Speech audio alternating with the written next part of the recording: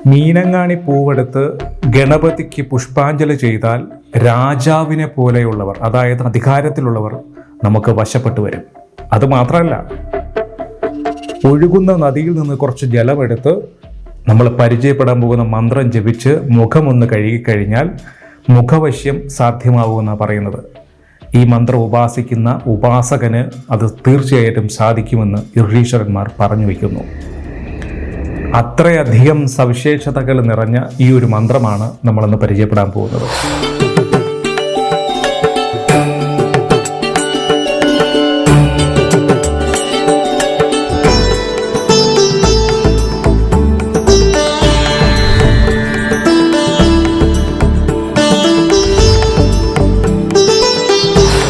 നമസ്തേ ഭഗവാൻ. നമ്മൾ ഇന്ന് മനോഹരമായ ശക്തിയേറിയ ഒരു മന്ത്രത്തെയാണ് പരിചയപ്പെടാൻ പോകുന്നത്. ഉച്ഛിഷ്ട ഗണപതി മന്ത്രം. ഈ മന്ത്രത്തെക്കുറിച്ച് കേൾക്കുമ്പോൾ പലവർക്കും ഒരു സംശയം ഉണ്ടാവാം. ഇത് കൂടുതലും മാന്ത്രികരാണ് ഉപയോഗിച്ചിരുന്നത് എന്നൊക്കെ പറയപ്പെടാറുണ്ട്. അതൊന്നും നമ്മളിപ്പോൾ പറയുന്നില്ല. മന്ത്രങ്ങൾ ഉപയോഗിക്കുന്ന വ്യക്തിയുടെ അടിസ്ഥാനത്തിലിരിക്കും. അത് മാന്ത്രിക ആ ദേവതയെ കൊണ്ട് എന്താണ് ചെയ്യേണ്ടത് അതിനനുസരിച്ചായിരിക്കും കർമ്മങ്ങൾ വന്നു ചേരുക. ശരി, അതിരിക്കട്ടെ. ഉച്ഛിഷ്ട ഗണപതിയെ എങ്ങനെ ആരാധിക്കണം? ആ ഗണപതിയുടെ മൂലമന്ത്രം, നിരവധി മന്ത്രങ്ങളുണ്ട് കേട്ടോ. പക്ഷേ ഞാനിവിടെ 2 മന്ത്രങ്ങളാണ് ഒരേ ധ്യാനത്തിൽ പറയുന്നത്. ഉച്ഛിഷ്ട ഗണപതിയുടെ നിരവധി മന്ത്രങ്ങൾ കേട്ട് പരിചയപ്പെട്ടവർ ഉണ്ടായിരിക്കാം. എങ്കിലും എനിക്കറിയാവുന്ന മന്ത്രങ്ങളെയാണ് ഞാനിവിടെ പരിചയപ്പെടുത്തുന്നത്. അപ്പോൾ ചിലപ്പോൾ ഈ വീഡിയോ കാണുന്നവർ ഇതല്ല മന്ത്രം എന്ന് പറയുകയാണെങ്കിൽ അവർ പഠിച്ചിട്ടുള്ള മന്ത്രം ചിലപ്പോൾ വ്യത്യസ്തം ഉണ്ടായിരിക്കാം. പക്ഷേ എങ്കിലും ഇത് തെറ്റാണെന്ന് പറയരുത്. ഇതും ശരിയാണ്, അതും ശരിയാണ്. ഇത് പരമ്പരകൾക്കനുസരിച്ച് കിട്ടുന്ന മന്ത്രത്തിൻ്റെ വ്യത്യാസങ്ങളാണ്. നമ്മൾ പരിചയപ്പെടാൻ പോകുന്ന ഈ ഒരു ഗണപതി മന്ത്രം എന്ന് പറയുന്നത് വളരെയധികം സീരിയസ് ആയിട്ട് കാണേണ്ടുന്ന ഒരു മന്ത്രം തന്നെയാണ്. ഭഗവാന്റെ 32 ഭാവങ്ങളിൽ ഒരു ഭാവമാണ് ഈ ഒരു ഗണപതി. അതെ, ഈ ഒരു ഗണപതി ഭഗവാന് പലതരം ധ്യാനങ്ങളെക്കുറിച്ച് പറയാറുണ്ട്. ചില സ്ഥലങ്ങളിൽ അല്ലെങ്കിൽ ചില ഗ്രന്ഥങ്ങളിൽ ഭഗവാന് 6 കൈകളും നീല വർണ്ണവുമായി സങ്കല്പിക്കുമ്പോൾ മറ്റൊരു സ്ഥലത്ത് ഭഗവാനെ കുറിച്ച് പറയുന്നത് ചുവന്ന വർണ്ണവും 4 കൈകളുമായിട്ടാണ്. അതെ, എന്നാൽ ഇതൊന്നുമല്ലാത്ത ധ്യാനങ്ങളും ഉണ്ട്. അതുകൊണ്ട് നമ്മൾ ഇന്ന് പരിചയപ്പെടാൻ പോകുന്ന ഒരു മന്ത്രം എന്ന് പറയുന്നത് വളരെ വ്യത്യസ്തമായിട്ടുള്ള, വളരെയധികം പെട്ടെന്ന് ഫലപ്രാപ്തിയുള്ള അല്ലെങ്കിൽ ഫലപ്രാപ്തി തരുന്ന ഒരു മന്ത്രമാണ്. ഈ ഉച്ഛിഷ്ട ഗണപതിയെക്കുറിച്ച് പറയുമ്പോൾ ഭഗവതിയെ ഭഗവാൻ മടിയിലിരുത്തിക്കൊണ്ട് പത്മാസനത്തിൽ ഇരിക്കുന്ന ഒരു സങ്കല്പമായിട്ടാണ് പറയുന്നത്. ഈ പേരിനൊരു വലിയൊരു കൗതുകം തന്നെയുണ്ട്. ഉച്ഛിഷ്ട ഗണപതി, അതായത് ആഹാരം കഴിച്ച ശേഷം കൈ കഴുകാതെ ഈ മന്ത്രത്തെ ഉപാസിക്കാൻ പറ്റും എന്നാണ് പറയുന്നത്. അങ്ങനെയുള്ളവരെയാണ് ഉച്ഛിഷ്ടന്മാർ എന്ന് പറയുന്നത്. അവർ ഉപാസിക്കുന്ന ദേവത ആയതുകൊണ്ടാണത്രേ ഉച്ഛിഷ്ട ഗണപതി എന്ന് പറയുന്നത്. വളരെ പെട്ടെന്ന് പ്രസാദിക്കുന്ന ഒരു ഗണപതി ഭാവമാണ് ഉച്ഛിഷ്ട ഗണപതി. ഏത് കാര്യവും വളരെ പെട്ടെന്ന് സാധിക്കുമെന്നാണ് വിശ്വാസം. ആഗമന ശാസ്ത്രങ്ങളിൽ ഭഗവാനെ കുറിച്ച് വളരെ വിശദമായ വിവരണങ്ങളുണ്ട്. അതെ, പലവരും ചോദിക്കാറുണ്ട്, ഈ ഗണപതിയെ ഉപാസിച്ചാൽ എന്തൊക്കെയാണ് ഉപകാരങ്ങൾ? നമ്മുടെ നിത്യജീവിതത്തിൽ ആവശ്യമായ പല ഉപകാരങ്ങളും ഈ ഗണപതിയുടെ മന്ത്രം ഉപാസിച്ചാലുണ്ട്. ഉദാഹരണങ്ങളിൽ വ്യവഹാരങ്ങൾ ജയിക്കാൻ വേണ്ടിയിട്ട് കച്ചവടം നടത്തുന്ന ആൾക്കാർ ഈ ഒരു ഗണപതി ഉപാസിക്കുന്നത് വളരെ നന്നാവും. മാത്രമല്ല, പലവരും നമ്മളെ വിളിക്കാറുള്ള ഒരു കാര്യമാണ് ഈ വസ്തു വിൽക്കാൻ അല്ലെങ്കിൽ വസ്തു കച്ചവടം ചെയ്യുന്നവർക്കൊക്കെ. ഉദാഹരണം പറഞ്ഞാൽ റിയൽ എസ്റ്റേറ്റ് പോലെയുള്ള വ്യക്തികൾക്കൊക്കെ, റിയൽ എസ്റ്റേറ്റ് ചെയ്യുന്ന വ്യക്തികൾക്കൊക്കെ ഈ ഒരു മന്ത്രം ഉപാസിക്കുന്നത് വളരെ നല്ലതാണെന്ന് പറയപ്പെടുന്നു. കൂടുതൽ വ്യക്തമായി പറഞ്ഞാൽ ഭൂമി വിൽക്കാനും വാങ്ങാനും ഈ ഒരു മന്ത്രം നിങ്ങളെ സഹായിക്കും. ഈ ഒരു മന്ത്രം നിങ്ങൾ കൃത്യമായി ജപിച്ചാൽ മാത്രം മതി. വ്യാപാരത്തിലും ബിസിനസ്സിലും ഒക്കെ അഭിവൃദ്ധി ആഗ്രഹിക്കുന്നവർക്ക് ഈ ഒരു മന്ത്രം നന്നായിട്ട് ഉപാസിക്കാം. അവർക്ക് വളരെയധികം പ്രയോജനപ്പെടും. ഇത് മാത്രമൊന്നുമല്ല കേട്ടോ, നിരവധി പ്രയോഗങ്ങൾ നമുക്ക് ഈ ഒരു മന്ത്രത്തിൽ നമുക്ക് ചെയ്യാൻ സാധിക്കും. ശത്രുവിനെ ജയിക്കാൻ സാധിക്കും. നമ്മൾ എന്തെങ്കിലും ഒരു ജോലി ചെയ്യുന്ന വ്യക്തികൾക്ക് സ്ഥാനക്കയറ്റം ആഗ്രഹിക്കുന്നുണ്ടെങ്കിൽ അത് ലഭിക്കും. ധനധാന്യ സമൃദ്ധി ലഭിക്കും. നിരവധി സൗഭാഗ്യങ്ങൾ വന്നു ചേരും. സൽപുത്ര ലബ്ധി, അതുപോലെ തന്നെ വിഘ്ന നിവാരണം, ഇതൊക്കെ ഈ ഒരു മന്ത്രം കൊണ്ട് നമുക്ക് സാധിപ്പിച്ചെടുക്കാൻ സാധിക്കും. അതെ.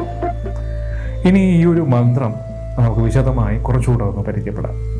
ഈ മന്ത്രം നമുക്ക് കണ്ടെത്തി തന്ന ഋഷീശ്വരനുണ്ട്.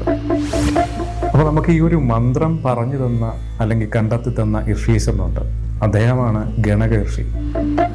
അപ്പോൾ മൃഗമുദ്ര പിടിച്ച് ഗണക ഋഷി ഈ മന്ത്രത്തെ ചിട്ടപ്പെടുത്തി വെച്ചിരിക്കുന്ന ഛന്ദസ്സുണ്ട്.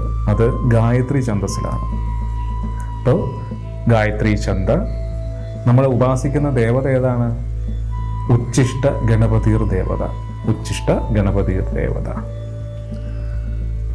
ഇനി ഈ ഭഗവാനെ കുറിച്ച്, ഈ ഭഗവാന്റെ ഉപാസന ചെയ്ത് അല്ലെങ്കിൽ ഭഗവാനെ നേരിട്ട് അനുഭവിച്ചറിഞ്ഞ ഋഷീശ്വരൻ പറയുന്ന ഭഗവാന്റെ സ്വരൂപത്തെയാണ് ഞാൻ ഈ പറയാൻ പോകുന്നത്. കൃത്യമായിട്ട് ഭഗവാനെ ഉപാസിക്കണമെന്നുണ്ടെങ്കിൽ ആ സ്വരൂപത്തെ നമുക്ക് മനസ്സിലേക്ക് എടുക്കാൻ സാധിക്കണം.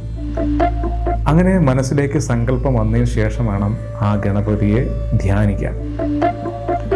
അപ്പോൾ ഭഗവാൻ പറയുന്നത് ഉച്ഛിഷ്ട ഗണപതി എങ്ങനെയാണ്, ഏത് ഭാവത്തിലാണ് ഇരിക്കുക, അല്ലെങ്കിൽ ഏത് ഭാവത്തിൽ സങ്കല്പിച്ചിട്ടാണ് ജപിക്കേണ്ടത്. ഭഗവാൻ പറയുന്നു, ശരവും വില്ലും പാശവും ആനത്തോട്ടിയും ഇവ 4 കൈകളിൽ ധരിച്ചിരിക്കുന്നു. ഓക്കെ, ഭഗവാനെ കുറിച്ച് പറയുന്നത് അങ്ങനെയാണ്. ഇത് മനസ്സിലേക്ക് സങ്കല്പം ചെയ്യുക. മാത്രമല്ല, ഭഗവാൻ എവിടെയാണ് ഇരിക്കുന്നത് എന്നറിയോ? ചെന്താമരയുടെ പൂവിൻ്റെ മുകളിൽ എന്നാണ്. എങ്ങനെയാ ഇരിക്കുന്നത്? അത് ഭഗവാനെ കുറിച്ച് ഋഷീശ്വരൻ പറയുന്നു, നഗ്നയായ പത്നിയോടുകൂടി സുരത പ്രവർത്തനായിരിക്കുന്ന ഗണപതി ഭഗവാനെയാണ് നമ്മൾ ധ്യാനിക്കേണ്ടത് അല്ലെങ്കിൽ ആശ്രയിക്കേണ്ടത്. ഈ ഒരു ഭാവമാണ് ഉച്ഛിഷ്ട ഗണപതിയെ ആരാധിക്കുമ്പോൾ നമ്മൾ പ്രത്യേകം ശ്രദ്ധിക്കേണ്ടത്. അതായത് ഞാൻ ഇന്ന് പരിചയപ്പെടുത്താൻ പോകുന്ന മന്ത്രത്തിൽ അധിവസിക്കുന്ന ഗണപതിയുടെ ധ്യാനമാണ്. മനസ്സിലായി കാണും എന്ന് വിശ്വസിക്കുന്നു. ഇനി ഈ ധ്യാനത്തെ പറയാം. ധ്യാനം ഇതാണ്: ശരാന്ധനു പാശശ്രുണി സ്വഹസ്തൈർ ദധാനമാരക്ത സരോരുഹസ്തം വിവസ്ത്രപത്ന്യാം സുരതപ്രവർത്തമുച്ഛിഷ്ടമാംബസുതമാശ്രയേ അഹം. ഒരിക്കൽ കൂടെ പറയാം. ശരാന്ധനുപാശശ്രുണി സുഹസ്തൈർ ദധാനമാരക്ത സരോരുഹസ്തം വിവസ്ത്രപത്ന്യാം സുരതപ്രവർത്തമുച്ഛിഷ്ടമാംബസുതമാശ്രയേ അഹം. ഇതാണ് ഗണപതിയുടെ ധ്യാനം. ഇനി നമുക്ക് മന്ത്രത്തിലേക്ക് വരാം. മന്ത്രം ഇതാണ്: ഓം നമോ ഭഗവതേ ഏകദ്രംഷ്ടായ ഹസ്തിമുഖായ ലംബോദരായ ഉച്ഛിഷ്ട മഹാത്മനെ ആം ക്രോം ഹ്രീം ഗം ഖേ ഖേ സ്വാഹ. ഇതാണ് ഒരു മന്ത്രം. ഒന്നുകിൽ ഈ ഒരു മന്ത്രം കൃത്യസ്ഥമാക്കി പഠിക്കുക, അല്ലെങ്കിൽ മറ്റൊരു മന്ത്രത്തെയും കൂടെ ഞാൻ പറഞ്ഞു തരാം. മന്ത്രം ഇതാണ്: ഓം ഹസ്തിമുഖായ ലംബോദരായ ഉച്ഛിഷ്ട മഹാത്മനെ ആം ക്രോം ഹ്രീം ക്ലീം ഹ്രീം ഹും ഖേ ഖേ ഉച്ഛിഷ്ടായ സ്വാഹ. ഇതും ഉച്ഛിഷ്ട ഗണപതിയുടെ മറ്റൊരു മന്ത്രമാണ്. ഈ 2 മന്ത്രങ്ങളും ഞാൻ നേരത്തെ പറഞ്ഞ ധ്യാനത്തിൽ ഉപയോഗിക്കാവുന്നതാണ്, തെറ്റൊന്നുമില്ല. ഇനി ഈ മന്ത്രത്തെ സിദ്ധി വരുത്താൻ ആഗ്രഹിക്കുന്നവർക്ക് ഈ ഒരു മന്ത്രം എങ്ങനെയാണ് സിദ്ധി വരുത്തിയെടുക്കാൻ സാധിക്കുക നോക്കാം. ഈ ഒരു മന്ത്രത്തെ സിദ്ധി വരുത്താനായിട്ട് ആഗ്രഹിക്കുന്നവർ ചെയ്യേണ്ടത്, ഈ മന്ത്രം പഠിച്ച് മനസ്സിലാക്കിയതിന് ശേഷം 1 ലക്ഷമാണ് ഈ മന്ത്രം ജപിക്കേണ്ടത്. 1 ലക്ഷം ജപിക്കണം. 1 ലക്ഷം ജപിച്ചാൽ മാത്രം പോരാ, അതിൽ 10-1 ഭാഗത്തെ കൊണ്ട് ഹോമിക്കണം. നെയ്യ് കൊണ്ട് ഹോമിക്കണം, എങ്കിൽ മന്ത്രസിദ്ധി വന്നു ചേരും എന്നാണ് പറയുന്നത്. അപ്പോൾ അത് എങ്ങനെയാണ് കുറച്ചുകൂടെ വിശദമായി പറഞ്ഞാൽ, അതായത് വളരെ പെട്ടെന്ന് നമുക്ക് മന്ത്രസിദ്ധിയിലേക്ക് വന്ന് ചേരണമെന്നുണ്ടെങ്കിൽ കറുത്ത അഷ്ടമി മുതൽ വെളുത്ത അഷ്ടമി വരെ 1001 തവണ ഈ മന്ത്രം ജപിക്കണം. ഈ മന്ത്രം ജപിച്ചതിന് ശേഷം 10,000 തവണ നെയ്യ് കൊണ്ട് ഹോമിക്കണം. ഹോമം കഴിഞ്ഞ ശേഷം തർപ്പണവും ചെയ്തു കഴിഞ്ഞാൽ ഈ മന്ത്രം സിദ്ധിയിലേക്ക് ആയി മാറും. ഈ മന്ത്രം സിദ്ധി വരും. ഇനി കുറച്ചുകൂടെ വിശദമായി പറഞ്ഞാൽ, അതായത് കുറച്ചുകൂടെ വളരെ പെട്ടെന്ന് ഫലം കിട്ടാൻ, ഈ മന്ത്രം പഠിച്ചതിന് ശേഷം ഈ ഹോമിക്കുന്ന സമയത്ത് അല്ലെങ്കിൽ ഭഗവാനെ പൂജിക്കുന്ന സമയത്തൊക്കെ ഗണപതി പൂജ യന്ത്രത്തിന്മേൽ ഗണപതി ആവാഹിച്ച് പൂജിച്ചു കഴിഞ്ഞാൽ വളരെ പെട്ടെന്ന് ഫലം ലഭിക്കുമെന്നാണ് പറയുന്നത്. ഗണപതിയുടെ ആ യന്ത്രം എങ്ങനെയാണ് വരച്ചെടുക്കേണ്ടത് എന്ന് ചോദിച്ചു കഴിഞ്ഞാൽ, മധ്യത്തിൽ ഷഡ്കോൺ വരയ്ക്കുക, അതിൻ്റെ പുറത്ത് അഷ്ടദളം വരയ്ക്കുക, അതിൻ്റെ പുറത്ത് ഭൂപുരം വരയ്ക്കുക. ഇങ്ങനെയുള്ള ഗണപതി യന്ത്രത്തിന്മേലാണ് ഗണപതിയെ പൂജിക്കേണ്ടത്. എങ്കിൽ വളരെ പെട്ടെന്ന് ഫലം കിട്ടും. അതെ, ഹോമമൊന്നും ചെയ്യാൻ പറ്റാത്ത വ്യക്തികൾക്കാണെങ്കിൽ മന്ത്രം ജപിക്കാൻ വേണ്ടി മാത്രം ഗണപതിയെ നമുക്ക് എങ്ങനെ പ്രീതിപ്പെടുത്തി കൊണ്ടുവരാം എന്ന് ചോദിച്ചു കഴിഞ്ഞാൽ ഒറ്റ ഉത്തരമേ ഉള്ളൂ: വേപ്പിൽ ഗണപതിയുടെ പ്രതിമയുണ്ടാക്കുക. വേപ്പ് കൊണ്ട് വിഗ്രഹം ഉണ്ടാക്കിയിട്ട് ഒരു ശുഭമുഹൂർത്തം നോക്കി പ്രാണപ്രതിഷ്ഠ ചെയ്ത് ആ വിഗ്രഹത്തിൻ്റെ മുമ്പിലിരുന്ന് മന്ത്രജപം ചെയ്യാൻ സാധിക്കുന്നുവെങ്കിൽ തീർച്ചയായിട്ടും ഗണപതി ഭഗവാൻ നിങ്ങളുടെ മുമ്പിൽ ദാസനെ പോലെയായി മാറുമെന്ന് പറയാറ്.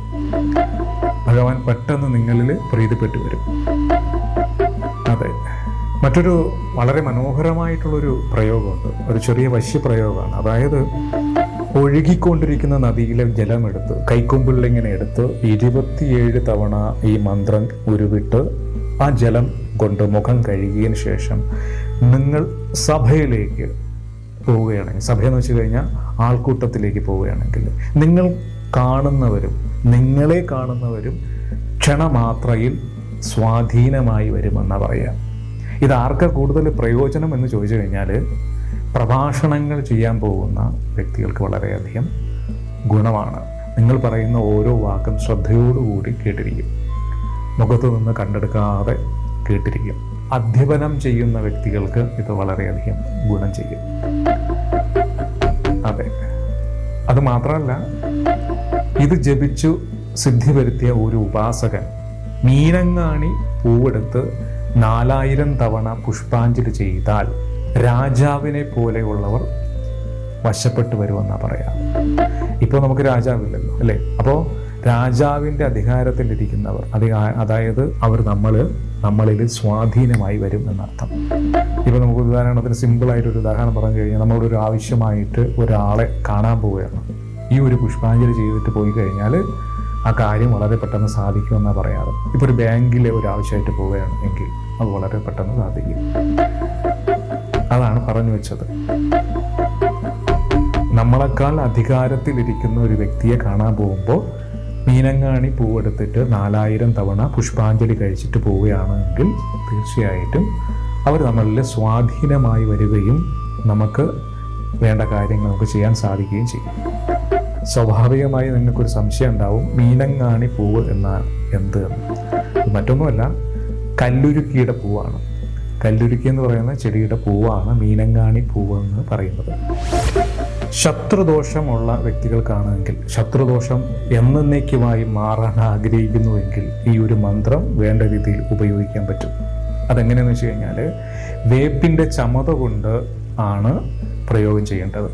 അതെ, ഈ ഒരു മന്ത്രം ജപിച്ച് വേപ്പിൻ്റെ ചമത 1000 തവണ ഹോമിച്ചു കഴിഞ്ഞാൽ ശത്രു ഭയപ്പെട്ട് ഓടി മറയുമെന്നാണ് പറയാറ്.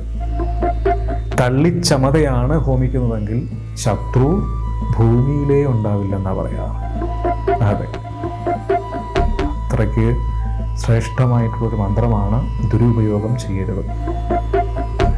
അറിവിലേക്കും വേണ്ടി മാത്രമാണ് ഇത് പറയുന്നത്. ഇനി മറ്റൊരു വളരെ മനോഹരമായിട്ടുള്ള ഒരു പ്രയോഗമുണ്ട്. അതായത് ജീവിതത്തിൽ പ്രതിസന്ധികൾ നമുക്ക് നേരിടേണ്ടി വരും. അപ്പോൾ നമുക്ക് പല പ്രശ്നങ്ങൾക്കും കൃത്യമായ പരിഹാരങ്ങൾ അല്ലെങ്കിൽ കൃത്യമായ വഴി നമുക്ക് കണ്ടെത്താൻ പറ്റിയെന്ന് വരില്ല. ചിലപ്പോൾ ആരുടെയെങ്കിലും സഹായം തേടേണ്ടി വരും, അല്ലേ? കൃത്യമായിട്ടുള്ളൊരു വഴി കണ്ടെത്തണമെങ്കിൽ. ഇവിടെ ഒരു ഉപാസകനെ സംബന്ധിച്ചിടത്തോളം ഭഗവാൻ പറയുന്നു, കൃത്യമായിട്ട് ഈ രീതിയിൽ ചെയ്തു കഴിഞ്ഞാൽ ഭഗവാൻ നിങ്ങൾക്ക് സ്വപ്ന ദർശനം നൽകിയിട്ട് രാത്രിയിൽ നിങ്ങൾ ഇതിങ്ങനെ ചെയ്യൂ എങ്കിൽ അത് കൃത്യമായിട്ടുള്ള മറുപടി ഭഗവാൻ നിങ്ങൾക്ക് സ്വപ്ന ദർശനം നൽകി അതിനുള്ള വഴി പറഞ്ഞു തരും എന്നാണ് പറയുന്നത്. അതെങ്ങനെയാണ് ചെയ്യേണ്ടത് നോക്കാം. വേപ്പിൻ്റെ തടി കൊണ്ടോ വെളുത്ത എരിക്കിൻ്റെ തടി കൊണ്ടോ ഗണേശൻ്റെ പ്രതിമ ഉണ്ടാക്കുക, ഭഗവാന്റെ പ്രതിമ ഉണ്ടാക്കുക. എന്നിട്ട് ചുവന്ന ചെമ്പരത്തി പോലെയുള്ള പുഷ്പങ്ങളെ കൊണ്ട് പൂജിച്ച് പ്രാണപ്രതിഷ്ഠ ചെയ്ത് പൂജിച്ച് ചതുർത്ഥി ദിവസം രാത്രിയിലാണ് ഈ ഒരു പൂജ ചെയ്യേണ്ടത്. രക്തചന്ദനം കൊണ്ടും ചുവന്ന പുഷ്പങ്ങളെ കൊണ്ടും ഒക്കെ ചെയ്യാം. അതിനുശേഷം 1000 തവണ ഈ ഒരു മന്ത്രത്തെ ജപിച്ചിട്ട് പുഴയിൽ കൊണ്ട് ഈ വിഗ്രഹത്തെ ഇടണം. അപ്പോഴൊക്കെ ഭഗവാനോടുള്ള പ്രാർത്ഥന ഇതായിരിക്കണം, ഇതിനുള്ള മറുപടി എനിക്ക് സ്വപ്നത്തിൽ വന്ന് പറഞ്ഞു തരണമെന്നായിരിക്കണം നിങ്ങളുടെ മനസ്സിലുള്ള സങ്കല്പം. ഇങ്ങനെ ചെയ്തു കഴിഞ്ഞാൽ ആ ദിവസം രാത്രിയിൽ നിങ്ങൾ കിടന്നുറങ്ങുന്ന സമയത്ത് സ്വപ്ന ദർശനമായി ഭഗവാൻ സ്വപ്നത്തിൽ വന്ന് അതിനുള്ള മറുപടി ഉത്തരമായി നിങ്ങൾക്ക് പറഞ്ഞു തരുമെന്നാണ് പറയുന്നത്. ഇത് കേവലം ഉപാസകന് വേണ്ടി മാത്രമുള്ളതാണ്. ഉപാസന ചെയ്ത് സിദ്ധി വരുത്തിയ ഒരാൾക്ക് മാത്രമേ ഇത് സാധ്യമാകൂ. അതുകൂടെ പറയാം. മറ്റൊരു കാര്യം കൂടെ പറയാം. മന്ത്രങ്ങൾ ഗുരു ഉപദേശത്തോടു കൂടി മാത്രമാണ് ജപിക്കേണ്ടത്, എങ്കിലാണ് കൂടുതൽ ഫലപ്രാപ്തി വന്നു ചേരൂ. മന്ത്രം ഉപാസിച്ച് ആ മന്ത്രത്തെക്കുറിച്ച് കൂടുതൽ അറിവുള്ള ഗുരുനാഥനാവുമ്പോൾ അതിൻ്റെ തെറ്റും കുറവും ശരിയും ഒക്കെ കൃത്യമായി നിങ്ങൾക്ക് പറഞ്ഞു തരും. അതുകൊണ്ടാണ് മന്ത്രം ഉപാസിക്കുന്ന വ്യക്തിയാണ് അല്ലെങ്കിൽ ഉപാസിക്കാൻ ആഗ്രഹിക്കുന്ന വ്യക്തികളാണ് എങ്കിൽ ഗുരുനാഥൻ നിന്ന് മന്ത്രോപദേശമായി സ്വീകരിക്കുക. അതാണ് ഉത്തമം. ഇനി പറയാൻ പോകുന്ന ഒരു പ്രയോഗം വളരെയധികം ഭയപ്പാടുണ്ടാക്കുന്നതാണ്. അതായത് എല്ലാവരും പേടിക്കുന്ന ഒരു പ്രയോഗമാണ്. മാന്ത്രികർ ചെയ്യുന്ന ഒരു പ്രയോഗം. സ്ത്രീകളുടെ ഇടത്തെ കാലിലെ മണ്ണും കളിമണ്ണും ചേർത്ത് കുഴച്ച് ഒരു പ്രതിമ ഉണ്ടാക്കും. അതെ.